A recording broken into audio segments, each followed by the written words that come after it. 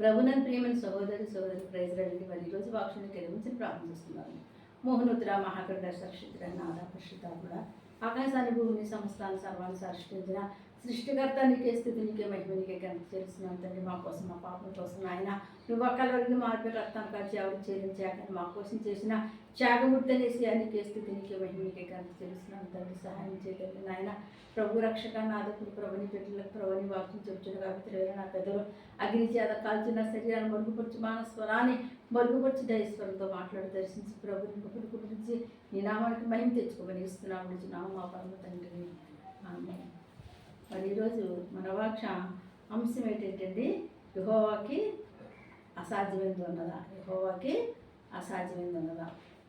ఆదికాండము 18వ అధ్యాయం అండి 1వ వచనం చదువుకుందామండి. మరియు మమ్రే దగ్గరనున్న సింధూర వనంలో అబ్రహాము ఎండవేళ గుడారపు ద్వారమందు కూర్చుని ఉన్నప్పుడు యెహోవా అతనికి కనపడెను. అతడు కన్నులెత్తి చూచినప్పుడు ముగ్గురు మనుష్యులు అతని ఎదుట నిలబడి ఉండిరి. అతడు వారిని చూచి గుడారపు వాకిట నుండి వారిని ఎదుర్కొనుటకు పరిగెత్తి నేల మట్టుకు వంగి ఇక్కడ మరట మమ్మరీ దగ్గరున్న సుందర వనం దగ్గర అంటండి కూర్చొని ఉన్నారంట. ఎవరు అబ్రహాం గారు కూర్చొని ఉన్నారంట. కూర్చొని మంచి ఎండవేళంట మిట్ట మధ్యాహ్నం సమయంలో ఆయన అలా కూర్చున్న సమయంలోనంటండి ఆయనకంటే దూరంగా చూస్తున్నాడు. దూరంగా ముగ్గురు మనుషులు కనపడుతున్నారంట. ఆ ముగ్గురు మనుషులు కనపడగానే తన మనసుకి ఏమనిపించిందంటే వారు ముగ్గురు మనుషులు వాళ్ళు దేవదూతులు లాగా ఉన్నారు కనుక వాళ్ళకి ఆతిథ్యం ఇస్తే బాగుంటుందని ఉద్దేశం కలిగి వెంటనే అక్కడి నుంచి లేచాడండి. పరిగెట్టుగా వెళ్ళాడంట. ముగ్గురు మనుషుల దగ్గరికి వెళ్ళారంట. గబగబగా వెళ్ళి వాళ్ళంటే ఆహ్వానించాడంట. రెండయ్య నేల మట్టికి సాగిలి పడిపోయాడంట. సాగిలి పడిపోయి వాళ్ళ కాళ్ళ దగ్గర సాగిలి పడిపోయి అడుగుతానంట. అయ్యా ఒక్కరోజు అయ్యా మా దగ్గరికి రెండయ్యా, నా దగ్గరికి వచ్చి నా ఇంట ఏం చేయాలా భోజనం భుజించాలయ్యా రెండయ్యా అనేసి అంటండి. ఎంతగానో మరి ఈ అబ్రహం అంటండి ఎంతో ప్రేమ చూపిస్తున్నాడంటే ఆ ముగ్గురు మనుషుల పట్ల ఎంతో. మరి ఆయనకంట ఆ ముగ్గురు మనుషులు చూడగానే ఎక్కడి నుంచి గుండె లోతులోంచి ప్రేమ పొంగుచ్చేసిందంట. ఎంతో సంతోషం అంటే ఎంతో ఆనందం అంటే ఏదో నాకు జరగబోతుంది అని ఆ సంతోషం ఉప్పొంగుతూ ఆనందంలోని ఏమంటాడంటే నేల మట్టికి సాగిలి అడుగుతున్నాడంట. అయ్యా మీరు మా గృహాన్నే దర్శించి నేను చెప్పినట్టుగా మీరు ఇనాలి సెన్స్ వాళ్ళని ప్రతిపాదనట్టు ఇక్కడ చదువుదాం వల్ల ప్రభువా నీ కటాక్షము నా మీద ఉన్న ఎడల ఇప్పుడు నీ దాసుని దాటిపోవద్దు నేను కొంచెం నీళ్లు తెప్పించేదను దయచేసి కాళ్ళు కడుక్కొని ఈ చెట్టు కింద అలసట తీర్చుకొనిడి. దేవునామానికి మహిమ ఏమంటున్నాడంటే అతను అన్నాడు అయ్యా మీరు నా పట్ల కటాక్షం చూపిస్తే, మీరు నా పట్ల కనికరం చూపిస్తే, నన్ను మీరు కానీ నిజంగా కటాక్షించారంటే, మీరు నా గృహానికి వచ్చారంటే నేను కటాక్షించబడతానయ్యా, కనికరించబడతానయ్యా. నాది మీ కటాక్షం మీ కనికరం నాకు కావాలి. అందుకోసం అడుగుతున్నానయ్యా. నేను మీకు కొంచెం నీళ్ళు ఇస్తానయ్యా, కాళ్ళు కడుక్కోండి అయ్యా, మొహం కడుక్కోండి అయ్యా, అలసట తెచ్చుకోండి అయ్యా, నా గృహంలో మీరు ఉండండి అయ్యా అనేసండి. ఈ యొక్క ఎవరంటే అబ్రహాం గారంట ముగ్గురిని బతిమాలుతున్నాడంట. ఆ బతిమాలుతున్న సమయంలో అంటున్నాడంట మరి గబగబా వెళ్ళాడంటే ఏం తెచ్చాడంటే నీళ్ళు తెచ్చాడంటే నీళ్ళు ఇచ్చాడంటే నీళ్ళు ఇవ్వగానే వాళ్ళు చక్కగా మరి మంచి మిట్ట మధ్య ఎండవేళ వచ్చారేమో మొహం కడుక్కో తల తీసారు కాళ్ళు కడుక్కొని ఇచ్చేటప్పుడే కూర్చుని అంటాడంట. అయ్యా ఒక్కొక్క పని చేద్దాం అనుకుంటున్నాను. ఏం కాదయ్యా కొంచెం ఆహారం తీసుకొని మీరు పాల్పడుతుంది కానీ కొంచెం ఆహారం తీసుకోండి. వెంటనే ఆహారాన్ని సిద్ధపాటు చేస్తానని అంటే ఇక్కడ ఆహారాన్ని సిద్ధపాటు చేస్తానంటే ఇక్కడ చూడండి 6వ వచనం. కొంచెం ఆహారం తెచ్చేదను మీ ప్రాణమునకు బలపరచుకోండి తరువాత మీరు వెళ్ళవచ్చును ఇందు నిమిత్తం కదా మీ దాసుని యొద్దకు వచ్చి తీరనను. ఏమంటాడంటే అయ్యా మీరు అది కదా నాకు తెలుసు మీరు నా ఇంటికి వచ్చారంటే మీకు నేను ఆహారం పెట్టాలి, మిమ్మల్ని నేను ఏం చేయాలి ఆతిథ్యం ఇవ్వాలా, నేను నువ్వు గౌరవంగా చూసుకోవాలా, నాకు తెలుసు మీరు ఎందుకు వచ్చారు నాకు తెలుసు, నన్ను కటాక్షంతో నా దగ్గరికి వచ్చారు నాకు తెలుసు అనేసట. మరి మరలా అన్నట్ట వారిని అడుగుతున్నాను. అడుగుతూ ఇక్కడ కింద 6వ వచనం చూడండి. అబ్రహాము అబ్రహాము గుడారంలో ఉన్న గుడారంలో ఉన్న సారా యొద్దకు శారా వద్దకు త్వరగా వెళ్ళి త్వరగా వెళ్ళి నీవు త్వరపడి నువ్వు త్వరపడి 3 మానికల 3 మానికల మెత్తని పిండి తెచ్చి మెత్తని పిండి తెచ్చి పిసికి పిసికి రొట్టెలు చేయమని రొట్టెలు చేయమని చెప్పెను. మరియు మరియు అబ్రహాము పశువుల మందకు పరిగెత్తి ఒక మంచి లేత దూడను తెచ్చి మంచి లేత దూడను తెచ్చి ఒక పనివానికి అప్పగించెను. పనివానికి అప్పగించిన అన్నాడంట ఇక్కడ వీళ్ళని కొంచెం నీళ్ళు తాగుతాను అన్నాడు. ఆ నీళ్ళు తాగడం అనిపిస్తే ఏం చేయాలంటే వీళ్ళు ఉత్తినే పంపించకూడదు.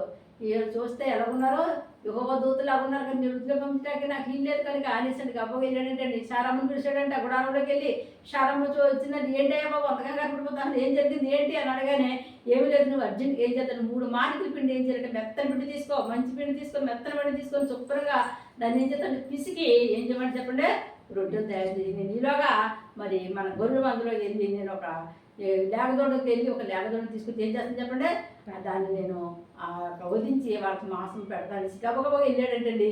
వెళ్ళి ఒక దేవుడిని తీసుకొచ్చి పనులు కప్పు చెప్పాడంటే దాన్ని తయారు చేసి ఇచ్చాడట. ఈ 2 తయారు చేసి అన్నీ సిద్ధపాటు చేసి అన్నీ చేసాడండి. మళ్ళీ వాళ్ళ దగ్గరికి వెళ్ళండి. వాళ్ళు ఏమంటున్నాడంటే మీరు ఈరోజు నా గృహంలో ఏం చేయాలి చెప్పండి ఆహారం తినాలి. ఈరోజు మీరు నా గృహంలో ఏం చేయాలి చెప్పండి నేను ఏమైతే పెడుతున్నానో అది మరి నన్ను తీసుకోవాలనేసండి. ఇక్కడ అబ్రహాం అనంట మరి వాళ్ళు ఏం చేస్తున్నాడంటే బలవంతం పెడుతున్నాడంట. ఇక్కడ చూద్దాం చూడండి 9వ వచనం. నీ భార్య అయిన 8వ వచనం. తరువాత అతడు వెన్నను పాలను తాను సిద్ధము చేయించిన దూడను తెచ్చి వారి ఎదుట పెట్టి వారు భోజనం చేయుచుండగా వారి యొద్ద ఆ చెట్టు క్రింద నిల్చుచుండెను. నిలిచాడంటే వాళ్ళకి అన్ని పెట్టేసాడంట. ఏమైతే తెచ్చాడో ఏమైతే సిద్ధపాటు చేశాడో పాలు తేనె నెయ్యి అన్ని కూడా మరి ఏం చేసేటప్పుడు పెట్టాడు. దూడకట్టు అన్ని పెట్టి వాళ్ళకి సిద్ధపాటు చేశాడంట. వాళ్ళ ఆహారం తిన్న వరకు వాళ్ళ దగ్గర వాళ్ళకి ఏమేమి కావాలో అవన్నీ వడ్డిస్తూ అక్కడే ఉన్నాడంట. అలా ఉండిరా చేస్తున్న సమయంలో అప్పుడు వాళ్ళు ఏం మాట్లాడుతున్నారు 9వ వచనం చదవండి. నీ భార్య అయిన సారా ఎక్కడున్నదని అడుగగా అతడు అదిగో గుడారంలో ఉన్నదని చెప్పిన ఏమంటే మరి నీ భార్య కనపడతలేదు, సారా ఎక్కడుంది అసలు ఏది అనేసి అంటే వాళ్ళు ప్రశ్నించినప్పుడు అంటే అప్పుడు వెంటనే అంటున్నాడంట అయ్యా నా భార్య ఎక్కడుందంటే గుడారంలో ఉందయ్యా నా భార్య అని చెప్పినప్పుడు అంట వెంటనే ఆ గుడారంలో చూసినప్పుడు ఎవరున్నారండి శారమ్మ ఉందంట. శారమ్మ చూసారండి. శారమ్మ చూడగానే ఏం చెప్తున్నారు ఇక్కడ చూద్దాం చూడండి 11వ వచనం. అబ్రహాము శారాయిను బహుకాలము గడిచిన వృద్ధులై ఉండిరి. స్త్రీ ధర్మము శారాకు నిలిచిపోయిన గనుక శారా నేను బలము ఉడిగిన దాననై తరువాత నాకు సుఖం కలుగున నా యజమానుడు వృద్ధుడై ఉన్నాడు కదా అని తనలో నవ్వుకునేను. ఈలోగా మరి అంతకు ముందు ఏమంటున్నారంటే మరి మరలా ఏట మేము నీ దగ్గరికి వచ్చేటప్పటికి మరి శారం ఏం చేస్తుంది చెప్పండి ఒక కుమారుడు తన ఒడిలో ఉంటాడనేసంట వాళ్ళు చెప్పారంట. చెప్పగానే దూతలు చెప్పగానే ఏమంట గుడారకు లాగుంటుందంటే ఏం చేసుకుంటుందంటే నవ్వుకుంటుందంట. అయ్యో ఇలాగేమైనా మతుందా మతి లేదా, నేను చూస్తాను ముసల్దాన్ని అయిపోయాను, నా భర్త చూస్తాను ముసలోడు అయిపోయాడు, ముసలోడికి ఎలా పిల్లలు పుడతారో ఇక్కడ ఏమైనా కాదు కాపని కాదు నిధుందా ఎందుకు మమ్మల్ని మొగ్గు పెడుతున్నారు, మమ్మల్ని పిల్లలు పుడతారని చెప్తున్నారు, ఇది ఏమైనా మర్చిపోయింది, నాకు చూస్తే బలం ఉడికిపోయింది, స్త్రీధర్మం ఆగిపోయింది, ఇవన్నీ ఇలా జరిగినప్పుడు ఎలా పుడతారు ఏంటి అనేసటండి ఒక నవ్వు నవ్విందంట. ఒక నవ్వు నవ్వినప్పుడు అయ్యంటనే ఆ నవ్వుని ఎవరు చూసారు చెప్పండి వచ్చిన ముగ్గురు చూసారంట. చూసి ఏమంటున్నారు ఇక్కడ కింద చదవండి. అంతటి యెహోవా అబ్రహాముతో వృద్ధురాలైన నేను నిశ్చయముగా ప్రసవించదనా అని సారా నవ్వనేలా యెహోవాకు అసాధ్యమైంది ఏదైనా ఉన్నదా? చూసారని ఎంత మాట దేవుడు చెప్తున్నాడో. నాకు అసాధ్యమైంది లోకంలో ఏదైనా ఉన్నదా? ఎందుకు శారా నవ్వుతుంది? రుద్రాలను రుద్రుడని ఎందుకు అంటుంది శారా? నాకు అసాధ్యం ఈ లోకంలో ఏమి లేదు, నేను సమస్తం సృష్టించిన సృష్టికర్తను, సర్వ సృష్టికర్తను, సర్వాధికారిని, నేను ఏదైనా చేయగలను కదా, నీకు నేను వాగ్దానం చేశాను కదా, నీ భార్యకి సంతానం ఇస్తాను నీకు వాగ్దానం చేశాను కదా, నిన్ను పిలిచినప్పుడే నీతో నేను మాట్లాడాను కదా, మాట్లాడిన దేవుడు నమ్మదగిన వాడిని, నేను అబద్ధం ఆడటాక నేను మానవుని కానీ పశ్చాత్తాపడక నేను అద్భుతులు కానీ నేను చెప్పి నేను మాటిచ్చి స్థాపించుకున్నాను. ఖచ్చితంగానే ఏదైతే చెప్పానో, ఏదైతే స్థాపిస్తానో, ఏ వాగ్దానం ఇచ్చానో దాన్ని నీ భార్య పట్ల నెరవేరుస్తాను సెంటండి. మరి నొక్కి ఒక్కల నుంచి ఓ దేవుడట మరి అబ్రహంతో మాట్లాడుతున్నా నాకు అసాధ్యం ఏమీ లేదు కనుక సమస్తము సాధ్యమే కనుక సాధ్యం కాదనుకున్నా నీ భార్య గర్భం వేస్తున్నాం ఏమవుతుంది చెప్పుడే తెరవబడుతుందని సెంటండి. మరి అక్కడ ఆ యొక్క దేవుడట ఆ యొక్క అబ్రహంతో మాట్లాడుతాడంట. అబ్రహంతో మాట్లాడటం మేము వచ్చినప్పటికి నీ భార్యకు ఒకటి ఏమంటారు చెప్పడే ఓ కుమారుడు ఉంటాడు. దేవునామానికి మహిమ కలుగుగాక. మన దేవుడు సర్వశక్తివంతుడు, ఏదైనా చేయగలండి, ఆయనకు అసాధ్యం దేవుడు. మనం ఏం చేయగలం? నమ్మాలి, విశ్వసించాలి, నమ్మకాన్ని విడిచిపెట్టేసి విశ్వాసాన్ని విడిచిపెట్టేసి ఎవరో ఏదో చెప్పారని ఏదో చేసినట్టు ఏ ప్రయోజనం ఉంది కానీ విశ్వాసంతో నమ్మకంతో మనం ఎప్పుడైతే మరి ముందుకు సాగిపోతామో ఖచ్చితంగా దేవుడు చెప్పండి మనం అనుకున్న అన్ని పనులను జరిగిస్తాడు. మనకి ఏదైతే వాగ్దానం చేశాడో, ఏదైతే చేస్తానని చేశాడో అన్ని కూడా అయినా నెరవేర్చే దేవుడుగా ఉన్నాడు కనుక, ఉన్నవాడు కనుక ఆయనకి అసాధ్యం దేవుడు లేదు కనుక అందరు నీకు సాధ్యం కాదు, నీ పని అయిపోయింది, నువ్వు అలాగే ఉంటావు, నీకు పిల్లలు పుట్టవు, లేకపోతే నీకు వివాహం కాదు, నీకు ఉద్యోగం రాదు, నీ వ్యాపారంలో ఆశ అయిపోతావు, నువ్వు అన్నట్లని ఇలాగుంటావు, నువ్వు నష్టజాతకాలు అలాగే నేమో అంటున్నారేమో, ఏమి మాత్రం ఎంత మాత్రం పనిచేయవు. దేవుడికి అసాధ్యం ఏమి లేదు. ఆయన ఇష్టం, ఆయన చిత్తం, ఆయన కనికరి గుర్తించాలి కదా దేవుడు. ఎవరు కటాక్షించాలంటే వాళ్ళు కటాక్షించాలి, ఎవరు కనికరించాలంటే వాళ్ళు కనికరించాలి, ఎవరి పట్ల జాలి చూపించాలంటే వాళ్ళు జాలి చూపిస్తారు. మనుషులు జాలి, మనుషులు కటాక్షం, మనుషుల దయ నీకు అవసరం లేదు. కానీ ఎవరి దయ కావాలి? నిన్ను పుట్టించిన దేవుడు, నన్ను పుట్టించిన దేవుని దయ, కనికరమ, కటాక్షం అంటే ఆ ఎండవేళ ఏం చేయాలి దిక్కుదోసిన స్థితిలో ఆలోచిస్తూ ఉన్న సమయంలో మరి యెహోవా దూతలు వచ్చి ఏ రీతికైతే మరి అబ్రహాముతో మాట్లాడి వాగ్దానం ఇచ్చి మరి ఏ రీతికైతే మరి వాళ్ళు వెళ్తున్నారు. ఇక్కడ మరి చూద్దామండి. మీ మీదటికి ఈ కాలమున నిర్ణయ కాలమందు నీ యొద్దకు తిరిగి వచ్చేదను. అప్పుడు షారాకు కుమారుడు కలుగునెను. షారా భయపడి నేను నవ్వలేదని చెప్పగా ఆయన అవును నువ్వు నవ్వితివా? నేను ఏమంటాడంటే అవి ఏంటంటే ఎప్పుడైతే దేవుడు ఇంత కఠినంగా ఇంత ఇదిగా మాట్లాడినప్పుడు భయం కలిగిస్తుంది. భయం కలిగి నేనేమి నవ్వలేదు, ఖచ్చితంగా మీరు నాకు ఏదైతే చెప్పారో, నాకు అతనికి ఏదైతే చెప్పారు జరుగుతుంది అనేసి అంటండి. ఆమె అబద్ధం చెప్తుందంటే అబద్ధం చెప్తున్నాడు. లేదు నువ్వు ఖచ్చితంగా నవ్వవు కనుక ఆ నవ్వే నేను ఏం చేస్తాను చెప్పండి, స్థిరపరిచాను. నీ నోట ఎప్పుడు ఏముంటుంది? నవ్వు ఉంటుంది. నీకు భయం ఉండదు, విచారం ఉండదు. నేను ఎవరు గొడ్రాలని నేను అనరు. నీకు ఎవరు పుడతారో ఒక కుమారుడు పుడతాడు అనేసి అంటండి. ఆ దేవుని యొక్క కటాక్షం, ఆ దేవుని యొక్క కనికరము మరి ఎప్పుడు కంటే 100 సంవత్సరాలు వయసు వచ్చినప్పుడు కంటే అబ్రహాం మీద షారా మీద పడ్డదంట. ఎంత దేవుడిలోకి వచ్చి 2 సంవత్సరాలు ఇంకా 75 సంవత్సరాల వయసులో దేవుడు పిలిచాడు. 25 సంవత్సరాలు ఏడు చేసిన తర్వాత దేవుడి నుంచి షారా గర్భాన్నే తెచ్చాడు. దేవుడు అమరికి మహిమ కలుగును గాక. మనం ఎంతైతే నిరీక్షిస్తామో, ఎంతైతే మరి దేవుడి కోసం ఎదురు చూస్తామో, ఎంతైతే మనం ఆయన మన కార్యాలు చేస్తాడని కనిపెట్టి ప్రార్థన చేస్తామో, మన ప్రార్థన ఆలకించి జరగలేని కార్యాలు జరిగించి దేవుడుగా ఉన్నాడు. ఆయనకు అసాధ్యం దేవుడు లేదు కనుక ఇదిగో నాయన నా పట్ల నిశ్చితం ఏముందని ఏమి చేయాలనుకుంటావో, నా జీవితంలో ఏది జరగాలన్నదో నాకేది తెలియదు, నీకు తెలుసు కనుకుంటాడు. ఇదిగో నా పరిస్థితి ఇది నాయన. ఎవరైతే మరి కన్నీటితో మరి సమయంలో ప్రార్థన చేస్తున్నారో, ఎవరైతే దేవుడిని అడుగుతున్నారో ఆయన చేయటకు సిద్ధంగా ఉన్నాడు. ఆయనకు అసాధ్యం దేవుడు లేదు కనుక సమస్తము సాధ్యమే కనుక చేస్తాడని విశ్వాసంతో నమ్మకంతో ప్రార్థించినప్పుడు దేవుడు షారా ఎలాగైతే మరి ఆ తన ముసలితన ముందు నేను కన్ను అని అనుకున్న సమయంలో మరి ఏం చెప్పిన అద్భుత కార్యం చేశాడు. ఆయన ఆశ్చర్యకార్యం చేసి ఏ రీతికి అయితే షారా గర్భం తెచ్చాడు, అలాగే ఎవరికైతే గర్భఫలాలు వారి గర్భఫలాలు ఆయన ఇస్తాడు. దేవునామానికి మహిమ కలుగును. షారాని జ్ఞాపకం చేసుకున్న దేవుడు మిమ్మల్ని కూడా జ్ఞాపకం చేసుకుంటాడు. షారాని ఆస్వాదించే అబ్రహాముని ఆస్వాదించిన దేవుడు మీ కుటుంబాలు కూడా ఆస్వాదిస్తాడు. నేను ప్రార్థన చేసుకున్నాను. దేవానికి స్తుతులు తండ్రి, స్తోత్రాలు తండ్రి. కృపను బట్టి నీ ప్రేమను బట్టి వాగ్దానం చేసిన దేవుడు నమ్మదగిన వాడు అయ్యా. నీకు అసాధ్యం నీ లోకంలో ఏమి లేదు నాయన. నీకు సమస్తం సాధ్యం, అన్ని సాధ్యం కాదనుకుంది శారా ప్రభు నాయన.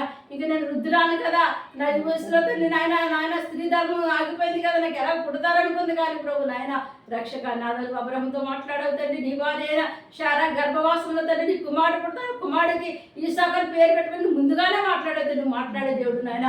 ఎంతమంది బిడ్డలైతే కనిపెట్టుకుని ప్రార్థిస్తున్నారు ప్రభు, ఎంతమంది బిడ్డలైతే ప్రభు నాయన అల్బిడ్డలకి వివాహాలు కాలేదని, ఉద్యోగాలు లేవని, వ్యాపారాలు లేవని, గర్భఫలాలు లేవని ప్రభు ఏదైతే కొరతగా ఉందో కొరతల గురించి ప్రార్థిస్తున్నారు తండ్రి. ఆ కొరతలను తీర్చండి అయ్యా నాయన. మా వల్ల కాదు, మాకు సాధ్యం కాదు అనుకుంటున్నారేమో ప్రభా, సాధ్యపరిచే సర్వ సృష్టికర్తలు ఉన్నావు తండ్రి నాయన. ప్రతి వారి సంస్థ వేస్తున్నావు సాధ్యంగా ఉన్నారు తండ్రి నాయన సహాయం చేయండి బాబు. అడ్డులు ఆటంకాలు తొలగించిన ప్రభావ ఏ కుటుంబంలో శాంతి సమాధానం లేకుండా దుష్టుడు గలిబిలి చేస్తున్నా గలిబిలంతా వేస్తున్నాంలో కొట్టివేమ నడుచున్నాను తండ్రి. వ్యాధులకి దుఃఖానికి కన్నీటికి కానిపోతున్న ప్రతి అంధకార శక్తి వేస్తున్నాంలో గద్దించి బాధితులు నడుచున్నాను తండ్రి నాయన. రక్షక నాదా కృప చూపించి బాబే నీవు కటాక్షించాలి తండ్రి నాయన. మనుషులు కనికరం మనుషులు కటాక్షం కాదు కానీ కనికరం ముట్టుము జారగల దేవుడు కనుక తండ్రి బిడ్డల పట్ల తమ ఎవరైతే ప్రభు నాయన ఏసే తండ్రి ఈ రోజు ప్రభు తండ్రి మందిరానికి వచ్చి ప్రభు ఈ వాక్యం వింటున్నారో బిడ్డలు మీరు ఆస్వాదించి దీవించి వారు అవసరం వారు అక్కర్లు తీర్చమని అడుగుతున్నారు. ఎంతమంది బిడ్డలు యూట్యూబ్ ద్వారా ఈ వాక్యాలు వింటున్నారు బాబు తండ్రి నాయన. గర్భఫలాలు లేవని వివాహం కాలేదని ఉద్యోగం లేదని ప్రభుత్వం ఎంతగా వినిపిస్తున్నారు తండ్రి. ఒక్కసారి నాయన వాళ్ళ కన్నీని దాటిపోకుండా ప్రభుత్వం చేసే వారిని కటాక్షించి కనికరించి బాబు వాళ్ళ కోరిక ఎవరినాంలో సఫలపరుచుతండి. సాధ్యం కాని దాన్ని సాధ్యపరిచి దీవించి ఆస్వాదించమని అడుగుతున్నాను తండ్రి నాయన.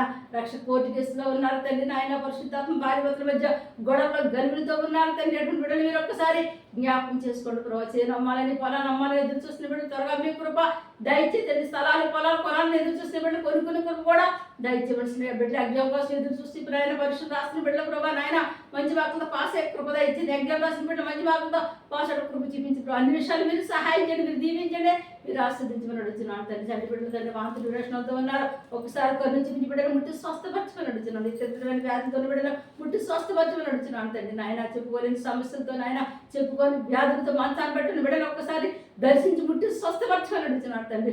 నీ రక్తాన్ని పోక్షించమని అడుగు నువ్వు కుమ్మరించమని అడుగుతున్నాను తండ్రి. ప్రతి బిడ్డకి రక్షణ దయచేయండి అయ్యా. మారు మనసు దయచేయండి అయ్యా. ప్రభు నిండారక నీ నామం తెలియక నశించిపోతున్నారయ్యా నాయన. ఒక పాపి నశించడానికి ఇష్టము కాదు కనుక బాబు తండ్రి నాయన. అంతటా అందరూ రక్షణ మంది కృప వేస్తున్నాంలో కలగ చేయమని అడుగుతున్నాడు తండ్రి నాయన. రక్షక నాథ ఎవరైతే ప్రభు తండ్రి రక్షక నాథ భార్యను పోగొట్టుకుని భర్తను పోగొట్టుకుని బిడ్డలు పోగొట్టుకుని వేదంతో దుఃఖంతో కన్నీటితో ఉన్నారో ఆ కుటుంబానికి వేస్తున్నాంలో ఓదార్పు కలగ చేయమని అడుగుతున్నాను తండ్రి. అన్ని విషయాలు మేలు చేయండి దీవించండి ఆస్వాదించి ప్రభా నీకు పని కావుదల నీ బడిగా వస్తాను దక్షిణాస్తాను సార్ దీవించమని వేస్తున్నాం అడుగుతున్నాను మా పరమ తండ్రి. God bless you.